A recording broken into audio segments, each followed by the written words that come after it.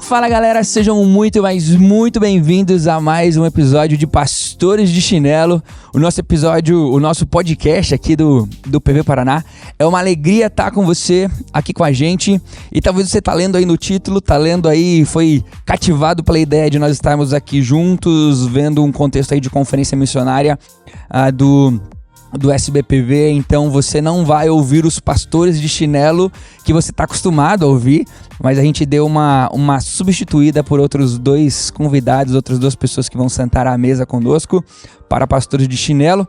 Eu sou o Thiago Vercelino, o único pastor de chinelo que vai estar presente hoje. Thiago Vercelino, eu sou missionário da Palavra da Vida, para você que está ouvindo a gente pela primeira vez. Se pastores de chinelo tem sido bênção para você, não deixa de compartilhar com cada vez mais pessoas. E se você está ouvindo a gente pela primeira vez e gostar, não deixe de ativar todas as notificações, sininho, joinha, para que você seja notificado a cada 15 dias do episódio novo de Pastores de Chinelo. Você está ouvindo mais um programa da Palavra da Vida Paraná, um bate-papo com pastores sobre assuntos ligados à vida cristã, ministério e teologia, de forma bíblica e sem aquela formalidade toda. Começa agora mais um episódio de Pastores de Chinelo.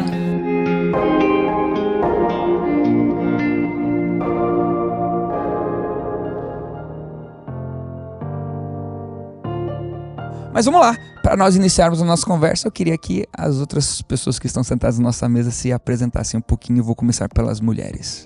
Prazer estar aqui com vocês, obrigada pelo convite. Meu nome é Lilian Costa, eu sou missionária aqui na PV Sudeste. Eu sou corintiana de coração, de alma. Eu sou uma amante de esportes radicais e café. E é um prazer estar aqui com vocês. Sou formada em teologia e com especialização em aconselhamento. Gosto muito de discipulado, aí, de acompanhar as meninas que Deus tem dado a oportunidade aí. Prazer estar com vocês. Legal, meu nome é Ken Katayama, eu sou de Curitiba. Olha aí. Aí o PV Paraná, né? Então, sou de Curitiba, cresci, nasci aí na cidade, mas fazem 18 anos que eu moro nos Estados Unidos. Trabalho com uma organização de plantação de igreja chamada Crossover Global. Temos uma base aí em Curitiba e em outros 5 lugares do mundo.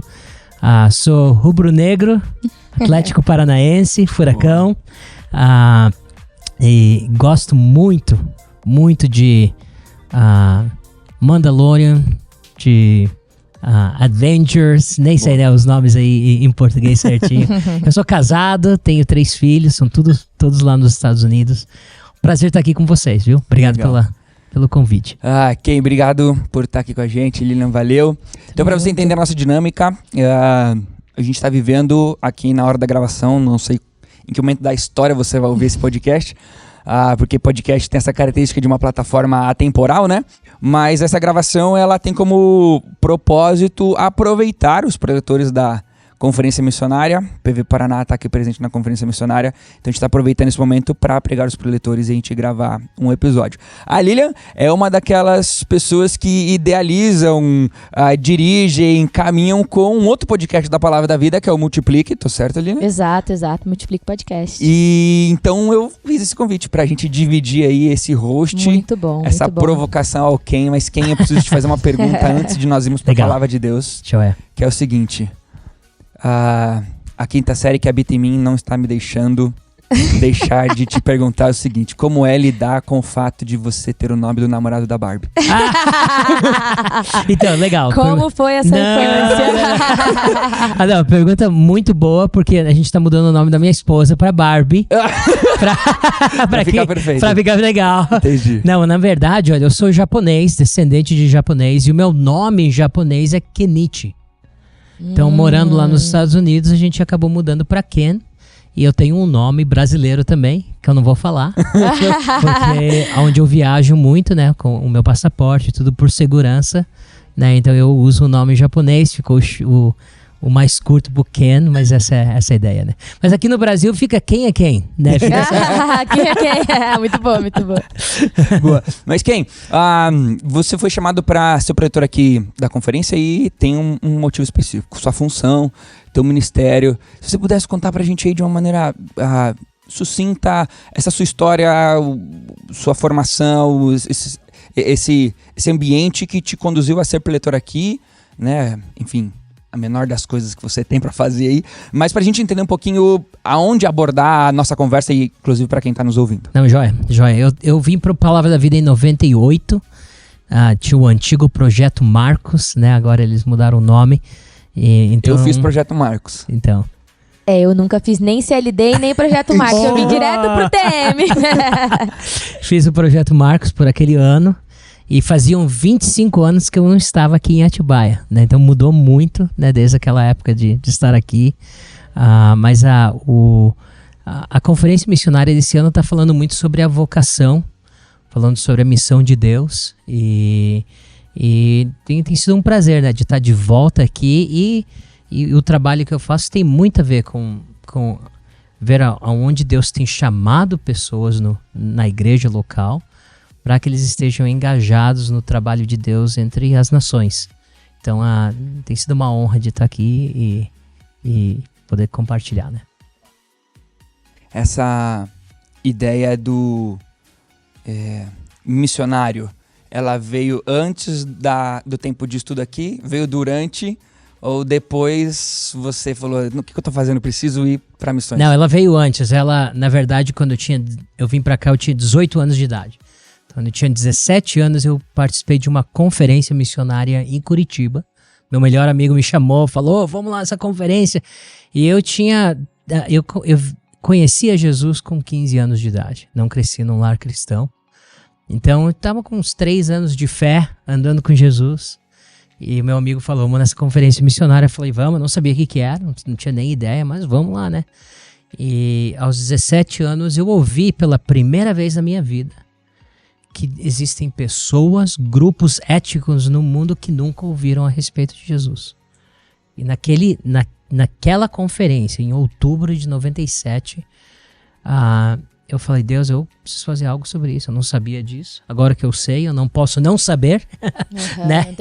Não tem como fugir disso, de saber. Então, eu quero fazer algo. E eu tinha uns amigos, pessoas que me mentorearam, que eram do PV. E eles falaram, vamos ver se dá certo no Palavra da Vida. Então, de outubro a janeiro, eu estava aqui em Atibaia.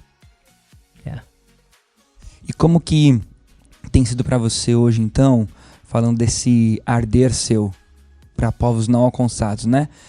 Como tem sido a sua experiência? Tem alcançado povos não alcançados? Sim. Tem sido realizável esse motivo pelo qual você foi estudar a Palavra de Deus ou não? Sim, com certeza. O trabalho ainda é longo, é árduo, é difícil, mas o fruto é incrível. O que eu tenho visto e testemunhado e visto no meio da nossa equipe, a maneira como Deus tem movido é muito, muito humilde, porque a gente se prepara, a gente ora, a gente está se colocando ali nas mãos de Deus, mas o que Deus tem feito, as transformações, mundos, povos de contexto muçulmano tendo visões, sonhos com Jesus. E como em Atos capítulo 9, né, Paulo tem essa visão e Jesus fala para ele, você está me perseguindo, vai na casa ali e fala com esse cara chamado Ananias. Isso acontece muito natural, onde é estratégico para nós como organização colocar plantadores de igreja. Porque nós sabemos que pessoas estão sendo tocadas pelo Espírito de Deus, mas não têm respostas. Até posso contar uma historinha rapidinho. Um dos nossos líderes no Marrocos, marroquino, muçulmano, teve um pesadelo na cabeça dele. Pesadelo, correndo no meio do mato, tudo preto, né, tudo escuro à noite. Ele correndo e tinha algumas mãos tentando agarrar ele. Ele não queria que essas mãos agarrassem. Então ele continuou correndo e viu a luz num topo do morro. E ele correu na direção daquela luz. Quando ele chegou perto da luz, a luz tinha era numa imagem de uma cruz. E ele encostou na luz e a luz pegou ele e ele acordou. Se passaram 3 anos para ele conhecer alguém que podia explicar o que era a cruz. Uau! Só para entender o contexto. Ken, eu acho uma coisa interessante, você falou, né, que quando você tinha 17 anos, você teve esse cara, existe pessoas que precisam, eu quero ir e tal. Mas como foi esse processo? Por exemplo, vir pro seminário, depois deixar, porque realmente não é algo fácil, né? Não é algo da noite pro dia que pode acontecer, principalmente você trabalhando com povos não alcançados, né? Precisa de um preparo para saber o que você faz, o que você fala, o que você pode apresentar, o que você não pode. Como foi esse preparo, assim, para você? Legal, então logo no início, vindo pro PV aqui, pro SPPV, a ideia foi realmente mudar o desejo. Tinha feito até a inscrição ali na Faculdade do Paraná Federal para tentar o vestibular de engenharia mecânica e tudo mais, então eu tinha uns planos ali da minha vida, né? Então nesse sentido a mudança foi radical, drástica, sem muito preparação, né? Deus, eu quero te servir, o pessoal que me mentoreava falaram, vai pro PV, deu certo. Chegando aqui, o entendimento um pouco melhor do que qual é essa definição mais técnica. Quem é um povo não alcançado? Qual é a diferença do povo que nunca ouviu a respeito de Jesus, que está num lugar que não existe ninguém, de alguém que não é cristão dentro do Brasil, ou até a tribo no Brasil, aqui no Amazonas, né? Então, foi entender um pouco melhor essas definições na minha vida, que começaram esse processo de entender o chamado um pouco melhor, de entender a própria preparação que eu tinha, que era necessário para eu entender, eu não posso sair de um país para o outro achando que é facinho, eu vou falar de Jesus, né? Então o processo eu creio que realmente começou aqui no Palavra da Vida por causa da minha jornada, né? Então aquele primeiro ano do Projeto Marcos foi fundamental nas disciplinas. E até mudar um pouco o foco, não da tua pergunta, mas não era tanto aprender do povo não alcançado como entender do meu relacionamento com Jesus. Né? E isso se tornou muito mais. Acho que João 15, né, tem muito a ver com isso. A gente pode falar o dia inteiro das coisas que nós queremos fazer para Deus, mas se nós não estamos conectados com a videira, nada, né? É interessante que não é uma realidade se envolver com povos não alcançados, ou pelo menos ter um despertar disso com a idade de 17 anos. Sim. Com certeza não é uma realidade. Eu, como líder de acampamento, eu vejo lá no acampamento, a gente tem como tradição, na última noite, não é mais o cu da fogueira, então agora o cu da fogueira é na quinta, e a última noite a gente faz normalmente um desafio ministerial. Né? E é muito interessante. Tem pessoas que vão à frente com o desejo de ministério de tempo integral. Sempre tem. Mas, obviamente, quando a gente fala de um desafio de fazer a diferença onde você tá, né, no seu desejo de sua faculdade, não sei o que, aí vai aquela enxurrada do desejo. Agora, se você limitar essa pergunta num desafio missionário no acampamento para quem aqui deseja ir para povos não alcançados, é uma realidade. Mas então, uma coisa interessante, você nem fez uma pergunta, mas eu vou pegar o teu gancho ali, porque algo que acabou se transformando numa frase um pouco mais toda planejada e orquestrada, foi a frase, vamos dizer assim, que eu ouvi aos 17 anos de idade, que diz assim: necessidades espirituais estão em todos os lugares do mundo. E muitas vezes o desafio ministerial é muito focalizado na necessidade espiritual ao redor do mundo. E não tem nada errado disso, né? Então, tem a necessidade de mais pessoas para trabalhar com crianças, a necessidade. Você começa a colocar todas as opções de necessidades espirituais. O que me marcou naquele dia, que eu creio que foi o trabalho de Deus na minha vida e tudo mais, mas foi a clareza de entender que mesmo que necessidades estão em todos os lugares, acesso ao evangelho não está. Então, quando nós mudamos a nossa perspectiva, o nosso filtro de pensar na evangelização mundial, no final da grande comissão que Jesus nos deu, quando nós pensamos nisso, a ênfase vai ser o povo não alcançado. Porque vai ser o povo que não tem acesso. Se nós pensarmos somente na necessidade espiritual, nós não vamos sair da nossa família. E essa mudança para mim acabou sendo sendo esse lado mais radical a 17 anos de idade, entendendo. Se ninguém vai, Romanos capítulo 10, essas pessoas que não têm acesso nenhum, não vão ouvir a pregação porque ninguém foi. Um brasileiro, ele que não conhece a Cristo, ele tá com uma possibilidade de, se ele andando na rua, pode ser que ele tropece em Jesus. De tantas oportunidades que ele tem. Exato. Tem uma igreja a cada 100 esquina, metros a cada quadrados. Tem uma igreja, é verdade. Então, assim, é necessário, óbvio que é. Inclusive, como pastor falo, né? Quando vai se fazer um planejamento para uma plantação de igreja. Não, tem que... Não, peraí. Se você plantar uma igreja agora, onde você tá, da onde você tá falando, tem gente em volta que não conhece a Cristo. Pode ser uma rua ruim, pode ser um lugar meio burro de você abrir, mas assim, vai ter gente ali que precisa. Então, será um brasileiro. Agora, o povo não alcançado, não é só que lá não tem o Evangelho de Jesus. A possibilidade de ele chegar lá é muito mais difícil. Claro, não tem nada. Não tem nada. Ele Exato. falou a história, demorou 3 anos para o muçulmano encontrar alguém que pudesse ajudá-lo. Não tem nada. A minha pergunta é... Por que, numa realidade tão clara, porque eu aqui conversando com vocês, eu não desligo o que eu tô fazendo e falo assim, preciso ir para povos não alcançados? Por que as pessoas ao redor, por que os jovens, né, tem pessoas mais velhas que ouvem o podcast, tem adolescentes, mas a maioria são jovens ali de 30 anos, quando a gente olha nos dados lá que o Spotify dá pra gente.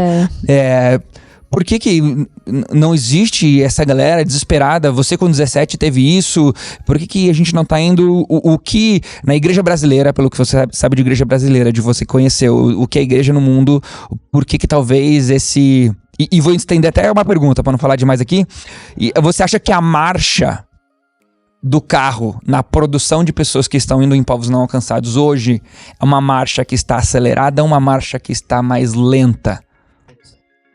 Interessante. Falar um pouco a minha perspectiva, né? Eu tive a oportunidade de falar ano passado no Vocari Camp, que é, né, da MTB e tudo mais para jovens. E naquela reunião teve 41 pessoas falando, eu quero trabalhar com povos não alcançados. Então eu acho que o mover de Deus em chamando pessoas da igreja, ele está lá.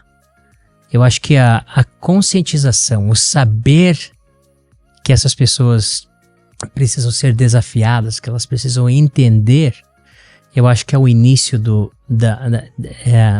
problema, vamos dizer assim, né? Se você pensar até falando da marcha, né? Será que nós estamos indo para frente, para trás, né? E tudo mais. Eu acho que a falta de visão, e não falta de visão, tá aí o cara criticando o pastor de novo, né? Nada disso.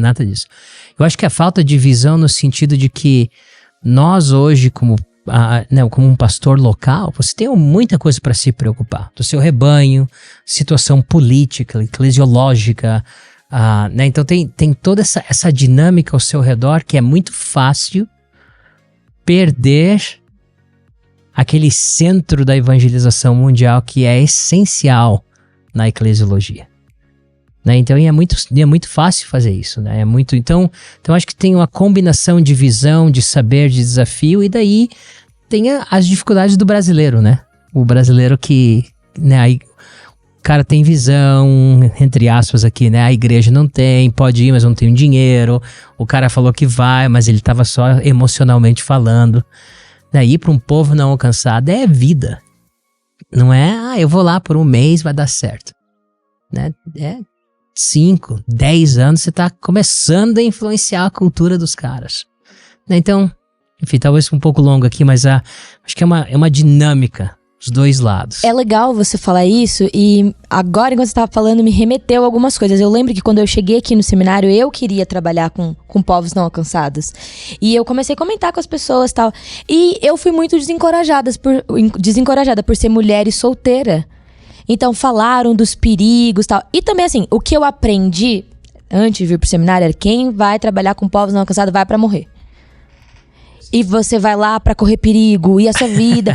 Então, tipo assim, às vezes, né, eu não sei exatamente como tá agora, né? Você falou até de algo importante, legal pra nós esse dado de 40 pessoas, né? Até vai além do que a gente imagina aqui e tal. Mas parece que tem isso, sabe? Nossa, a janela 10x40, nossa, isso, e é muito perigoso. E se você quer ir pra morrer, a sua família... Então, às vezes cria esse monstro que existe os perigos, né? Mas que não é exatamente assim. Uhum. Né? Mas então, uma das coisas que eu vejo, tem muitas maneiras assim da gente continuar esse bate-papo, né? Porque eu acho que tem uma essência da missiologia, né? Pensando, né, nesse podcast aqui do lado mais bíblico, né? Eu creio, eu tô falando realmente a minha perspectiva para não se tornar uma coisa tão louca aqui, né? O pessoal vai jogar pedra, né? Mas eu creio que a igreja brasileira tem sido... E assim, a gente é o PV Paraná, é o SBPV, então... Vou tomar cuidado. Eu sou ex-aluno, né? Não, acho que não é o podcast do SBPV, entendeu? Dá pra dar uma distanciadinha, assim. Não precisa ser muito sensacionalista, não tô brincando. Legal. Não, eu acho que não vou falar nada nesse sentido. O que eu tô tentando chegar aqui é o seguinte, a pureza, se a gente conseguisse ter uma pureza, a gente não consegue por causa da vida, contexto cultural e político e tudo mais. Mas a pureza da missiologia viria de uma teologia bíblica. E a minha percepção é que a missiologia brasileira, ela não vem da teologia bíblica. Não tá atrelada, né? Ela vem da eclesiologia local. Uhum. Infelizmente. Entende? Então, você tem a teologia bíblica que vai ditar a eclesiologia e a teologia bíblica deveria ditar a missiologia. Mas eu acho que a gente colocou na missiologia brasileira uma função muito, muito maior.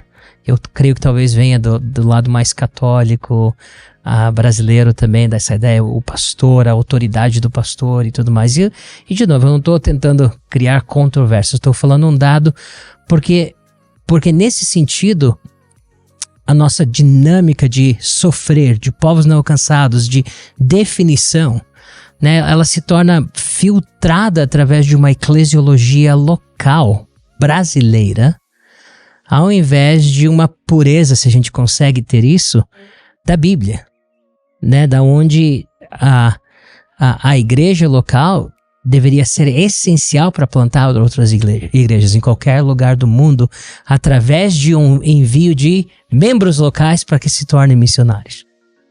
Mas essa dinâmica toda acaba morrendo no meio de uma série de coisas culturais que eu acho que a gente responde muito mais para isso do que voltar a uma teologia. Se eu me faço claro assim, né? Não, faz muito, porque existe um pouco essa confusão, né?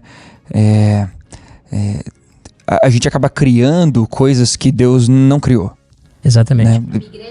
A minha igreja diz, né? Não a Bíblia diz. Meu pastor diz, não a Bíblia diz. Exatamente. A gente, né, pensa assim,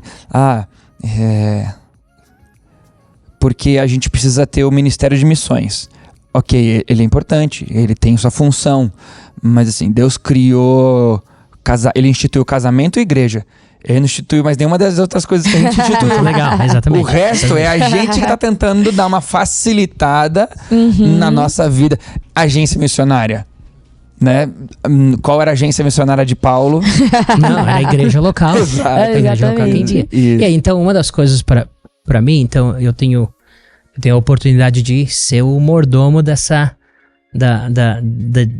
presidência da organização hoje, até que Deus, né, decida diferente e tudo mais. Então, nesse processo de ter essa responsabilidade desse trabalho, para mim algo muito interessante é o foco de trazer mais e mais para perto a conexão dos povos não alcançados com a igreja local. E não com a agência, não com a organização.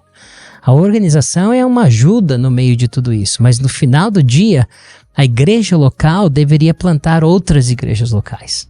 Né? A esperança de um povo não alcançado é uma igreja ativada para plantar a igreja, não uma agência. Sim.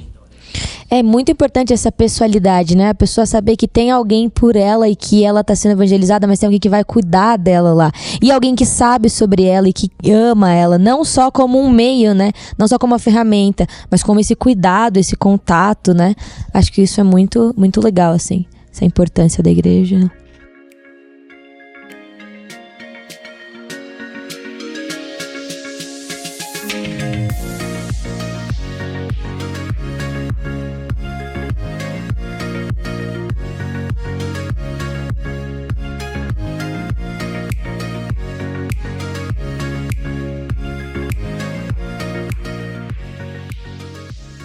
Se a gente tivesse que pensar...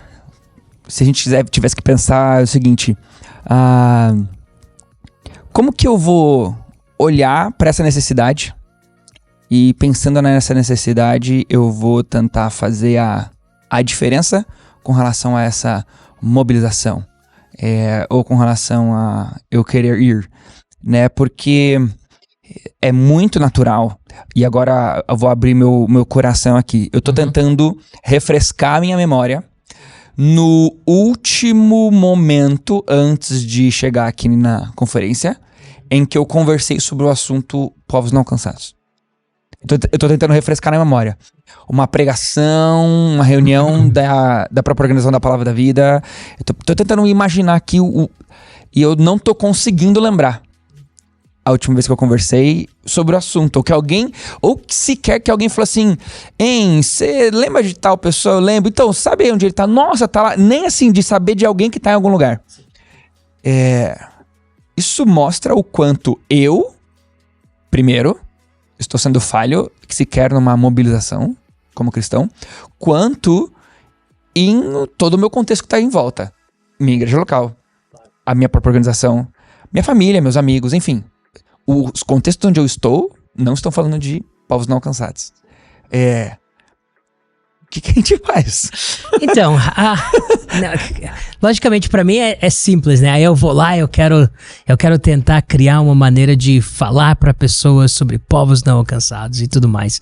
Então parece aquela ideia de eu sou a pessoa que constantemente vou falar sobre o povo não alcançado, como alguém que ama criança, como alguém que anda a adoção, em orfanato e tudo mais. Eu acho que é normal da nossa vida, normal da sua vida, de maneira como você fala assim, nem penso sobre isso.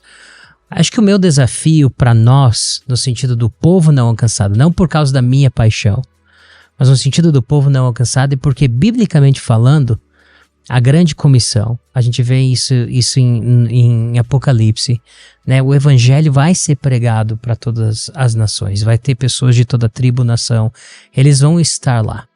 E eu creio que a gente cometeu uma tragédia na nossa história de missões, que foi a diversificação de missionários e outros ministérios, de missionários e pessoas que não têm, entre aspas, chamado.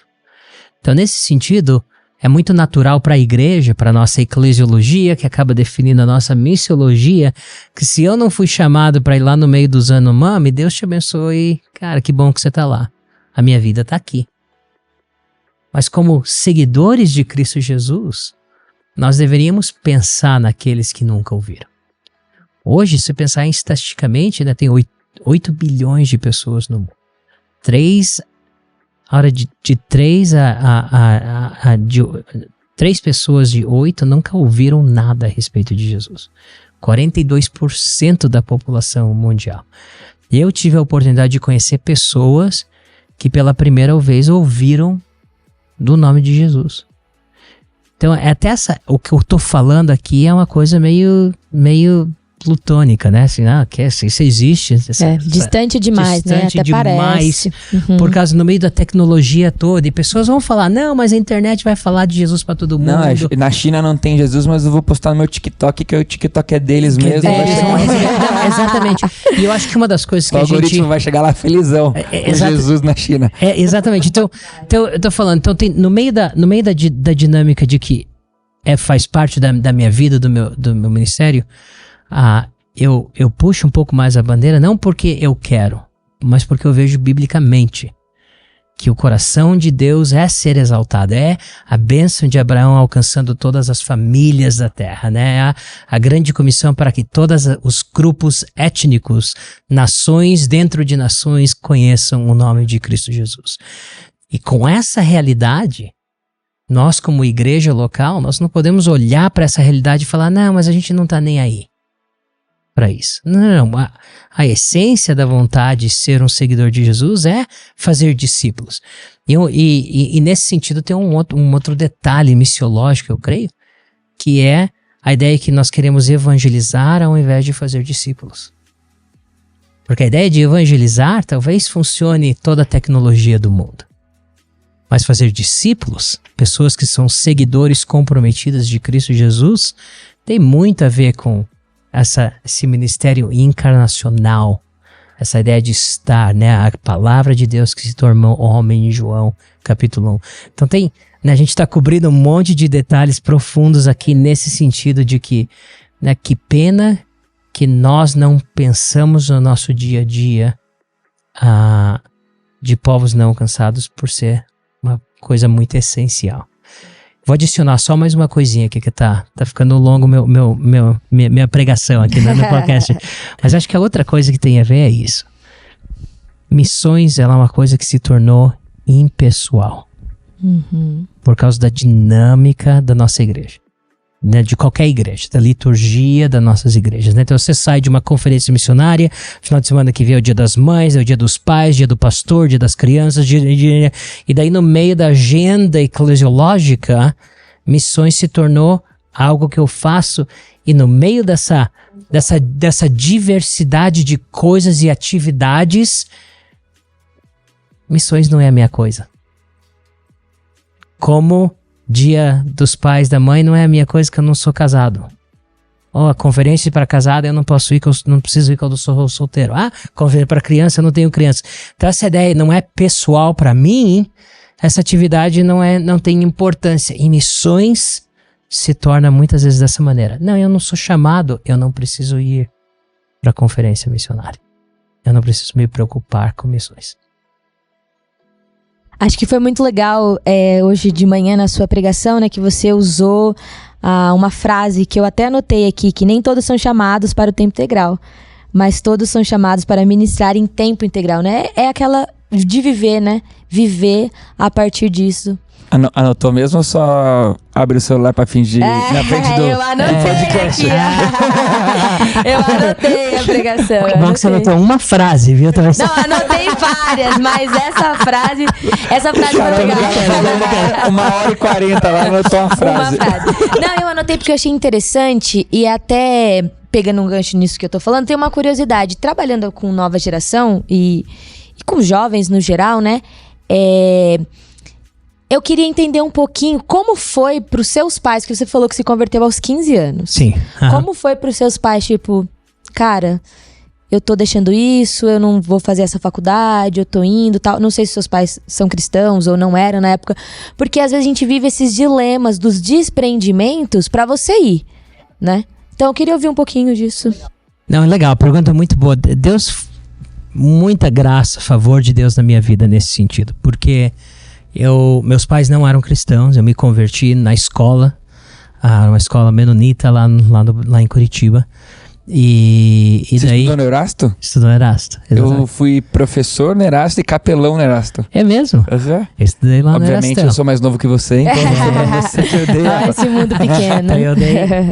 Então, o pessoal que me sugeriu a Palavra da Vida era o pastor Carly Friesen, o Egon Enns, que eram os professores ali no Erastão, naquela época.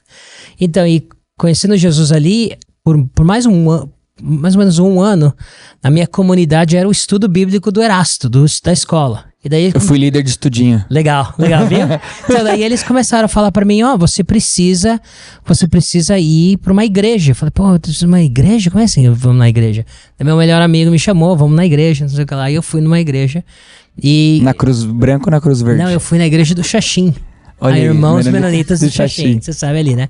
Então eu fui na igreja Irmãos Menonitas do Xaxim e conheci o pessoal, comecei a ir na igreja e daí eles falaram, você precisa ser batizado. Eu falei, não, eu já fui, não sei o que lá, aprendendo a seguir Jesus. meus pais vieram no culto do meu batismo. E no culto do meu batismo, meus pais deram a vida para Jesus. Caramba. Naquele culto mesmo. Incrível. Então daí abriu a porta, por isso que eu tô falando, a graça de Deus, né? Sim, Porque sim. naquela época eu nem sabia de povos não alcançados. Uhum. Né? Eu tava seguindo Jesus, crescendo. Então, eles se convertem no dia do meu batismo. No próximo ano eu ouço sobre missões. E meu pai tinha a empresa dele, eu ia fazer engenharia mecânica e tudo mais. Fui conversar com meu pai. E uma das maiores bênçãos da minha vida foi o meu pai falando pra mim: se Deus te pediu pra fazer algo, você precisa obedecer. E foi literalmente, né, essa bênção do pai na minha vida, falando vai. E o que aconteceu? Arrumei minha malinha, né, com 18 anos de idade, vim pra Atibaia e voltei pra Curitiba, mas nunca mais ali com a minha família, e tô, né, desde os 18 anos de idade, né? Então foi a graça de Deus, porque é um desafio. Uhum. Um desafio biblicamente de como é que você respeita os pais e tudo mais no meio do chamado. E a pessoa vai precisar, né? O trabalho entre o povo não alcançado é um comprometimento de longo prazo, difícil. Pessoas podem sofrer morte, sofrer, né? Então é complicado, né? Então, para mim foi a graça, o favor de Deus na minha vida. Que legal, muito bom. Galera, eu fiquei satisfeitíssimo com o papo. Não sei vocês, mas pra mim Muito a gente bom, contemplou muito bom. muita coisa mesmo. Kim, muito obrigado pelo tempo aqui. Li, valeu Tamo pela junto. divisão do microfone. Legal. Vamos ver se rola outro antes da conferência acabar. Sim. Legal. E galera, esse foi mais um Pastores de Chinelo. Muito obrigado por você que tá aqui com a gente, ouviu? Se foi relevante pra você de alguma maneira, compartilha com cada vez mais gente. Um abraço e até a próxima. Valeu!